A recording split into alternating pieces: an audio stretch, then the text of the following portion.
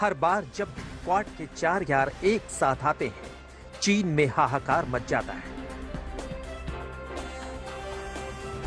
चीन को इसी संगठन से खतरा है। चीन को मालूम है कि क्वाड देश उसको न सिर्फ युद्ध के मामले में बल्कि आर्थिक मोर्चे पर भी मात दे सकते हैं। इसीलिए चीन क्वाड को एशियाई नाटो कहता है और घबराता है। इतने कम समय में क्वाड समूह ने विश्व पटल पर एक महत्वपूर्ण स्थान बना लिया है। आज क्वाड का स्कोप व्यापक हो गया है और स्वरूप प्रभावी हो गया है। हमारा आपसी विश्वास, हमारा डिटर्मिनेशन लोकतांत्रिक शक्तियों को नई ऊर्जा और उत्साह दे रहा है। दरअसल चीन जिस इलाके में खुद को दबंग बताता है, क्वाड उसी क्षेत्र में एक्टिव है और अगर चीन ने किसी भी तरह की हिमाकत की तो मुमकिन है कि क्वाड के चतुर्भुज में फंस जाए। भारत, जापान, अमेरिका और ऑस्ट्रेलिया, इन सभी देशों को अगर हम एक चतुर्भुज के 4 कोने मान लें तो इसमें पड़ने वाला सारा क्षेत्र चीन की दादागिरी का प्लेग्राउंड है और क्वाड इस क्षेत्र में मजबूत हो रहा है, जिससे चीन की दबंगई कमजोर पड़ रही है। यही नहीं, क्वाड की वजह से चीन भारत के खिलाफ भी षड्यंत्रकारी रणनीति नहीं बना पा रहा है। इंडो पैसिफिक इलाके में चीन स्ट्रिंग ऑफ पर्ल्स नीति के तहत अवैध निर्माण की मदद से भारत को घेरना चाहता है। भारत को घेरने की कोशिश में चीन पाकिस्तान, श्रीलंका, बांग्लादेश, म्यांमार और मालदीव जैसे देशों का इस्तेमाल कर रहा है। पाकिस्तान के ग्वादर पोर्ट, श्रीलंका के हम्बनटोटा, बांग्लादेश के चिटगोंग पोर्ट, म्यांमार का पोर्ट, मालदीव के द्वीप को चीन ने अपना बेस बनाया है। इस संगठन में भारत के होने से चीन का विस्तारवादी एजेंडा भी कमजोर पड़ जाता है। एशिया रीजन में भारत उसके लिए मजबूत प्रतिद्वंदी है। हाल के वर्षों में चीन ने भारत पर दबंगई दिखाने के लिए हिंद महासागर में अपनी गतिविधियां बढ़ाई हैं, लेकिन भारत ने मुंहतोड़ जवाब दिया। इससे इंडो पैसिफिक में शांति, समृद्धि और स्थिरता सुनिश्चित हो रही है। क्वाड इंडो पैसिफिक क्षेत्र के लिए एक कंस्ट्रक्टिव एजेंडा लेकर चल रहा है। इससे क्वाड की छवि एक फोर्स फॉर गुड के रूप में और भी सुदृढ़ होती जाएगी। चीन क्वाड को लेकर भारत पर दबाव नहीं बनाता है, बल्कि वो भारत को क्वाड से दूर रखने की सलाह देता है। चीन के दरबारी मीडिया समूह ग्लोबल टाइम्स ने भारत को क्वाड से दूर रहने की सलाह दी है।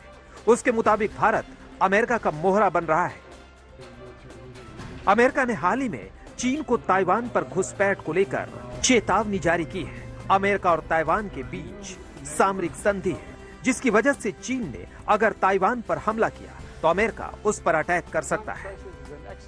अगर चीन इस तरीके का कोई कदम उठाता है कि आक्रमण करता है ताइवान के ऊपर, तो क्या अमेरिका, जिसका एक संधि है ताइवान के साथ, क्या वो उसकी पुष्ट पे खड़ा होगा या नहीं होगा?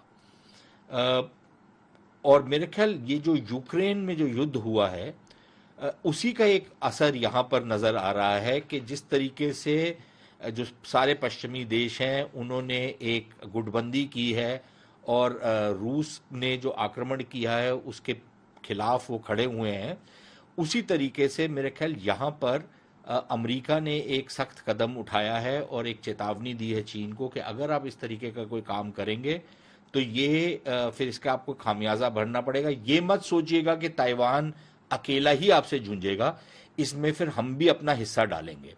तो एक तो बड़ी क्लियर चेतावनी दे दी गई है चीन को। दूसरी चीज ये है कि इस चेतावनी के साथ साथ अमेरिका की जो छवि थोड़ी सी धूमल हुई थी इस खित्ते में, अमेरिकी चेतावनी पर चीन ने खुलकर कोई आक्रामक बयान तो नहीं दिया, लेकिन उसने ये साफ किया कि ताइवान का मसला उसके लिए उसकी सुरक्षा नीति से जुड़ा है। चीन अमेरिका के दावों का घोर विरोध करता है। ताइवान चीन का अविच्छेद हिस्सा है। ताइवान चीन का अंदरूनी मुद्दा है और चीन अपनी संप्रभुता के साथ कोई समझौता नहीं करेगा। किसी को भी चीन के लोगों की प्रतिबद्धता पर सवाल नहीं करना चाहिए। चीन को अमेरिका का डर है वो क्वाड को अमेरिकी साजिश का हिस्सा बताता है। वो मानता है कि क्वाड के जरिए भारत भी अन्य महाशक्तियों के साथ मिलकर भविष्य में बड़ा खतरा बन सकता है। चीन ये भी जानता है कि भारत जिस तेजी से उभर रहा है, उससे आने वाले वक्त में वो एक महाशक्ति बनेगा और चीन का दबदबा पूरे एशिया रीजन में कमजोर पड़ेगा। टोक्यो से श्वेता सिंह के साथ आज तक ब्यूरो।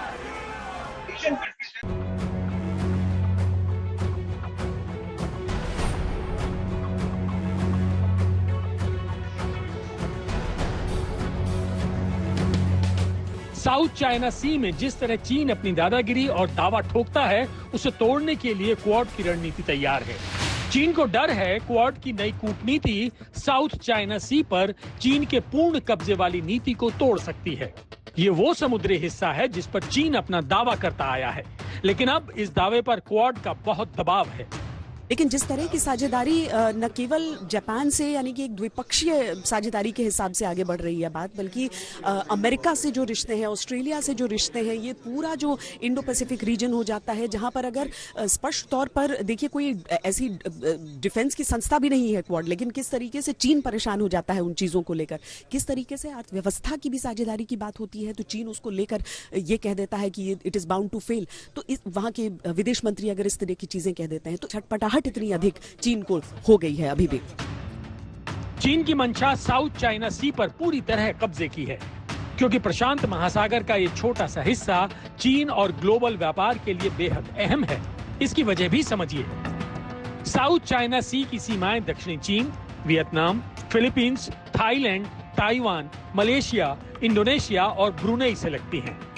आसान भाषा में कहा जाए तो पानी के व्यापार का शहंशाह वही है जिसका साउथ चाइना सी पर दबदबा है। अब इसकी वजह भी समझिए। साउथ चाइना सी एशिया का सबसे अधिक डिमांड वाला समुद्री मार्ग है। इस इलाके से दुनिया के प्राकृतिक गैस व्यापार का 40% हिस्सा गुजरता है। करीब $3.5 ट्रिलियन का व्यापार हर साल समुद्र के इस हिस्से से होकर गुजरता है। इसके अलावा साउथ चाइना सी में लगभग 30,000 प्रकार की मछलियां हैं और दुनिया का 15% मछली उत्पादन चीन इस इलाके से करता है।